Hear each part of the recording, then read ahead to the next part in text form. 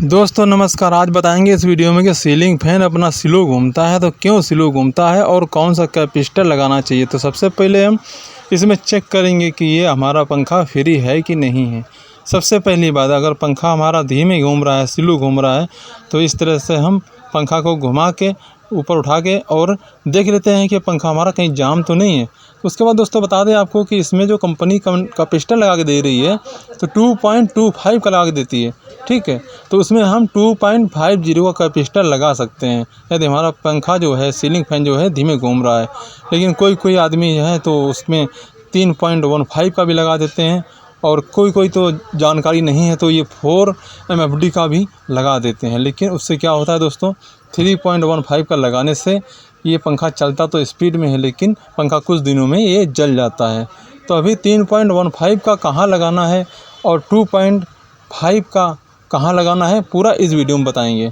तो दोस्तों, अगर हमारी कंपनी ने पंखे में बांधा है कैपेसिटर 2.25 का, आप वहाँ पे 2.50 या 2.25 का ही बांध सकते हैं।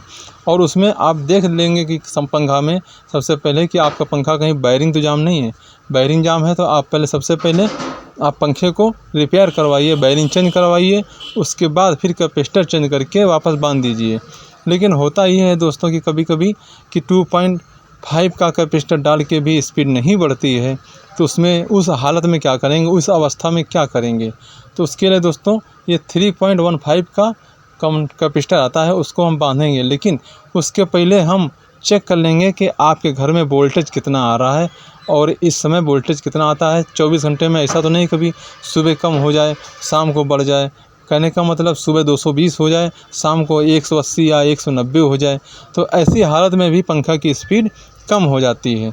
यदि आपके घर पे वोल्टेज चेक कर रहे हैं और वोल्टेज में 180 आ रहा है, 190 आ रहा है और 24 घंटा कंटिन्यू 180-190 रहता है, तो वहाँ पे आप 3.15 का कैपेसिटर बांध सकते हैं, ठीक है।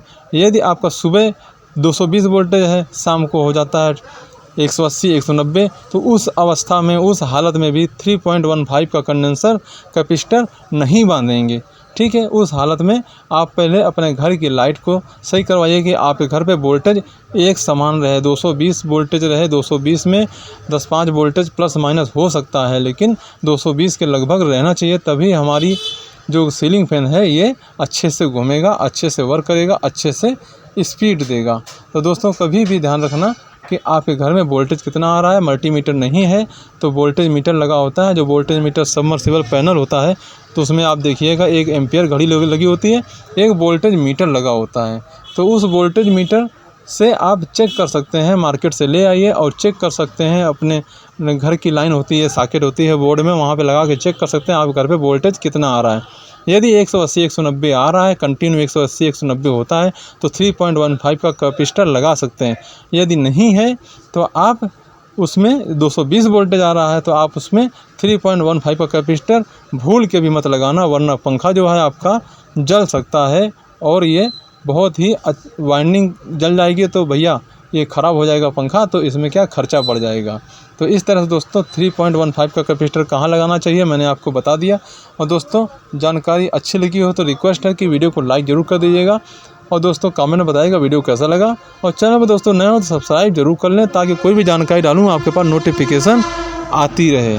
और दोस्तों आप हमारा मनोबल बढ़ेगा और हम नए वीडियोज़ आपके लिए लाते रहेंगे। दोस्तों आज के लिए इतना ही। अगले वीडियो दोस्तों खुश रहो, स्वस्थ रहो, धन्यवाद।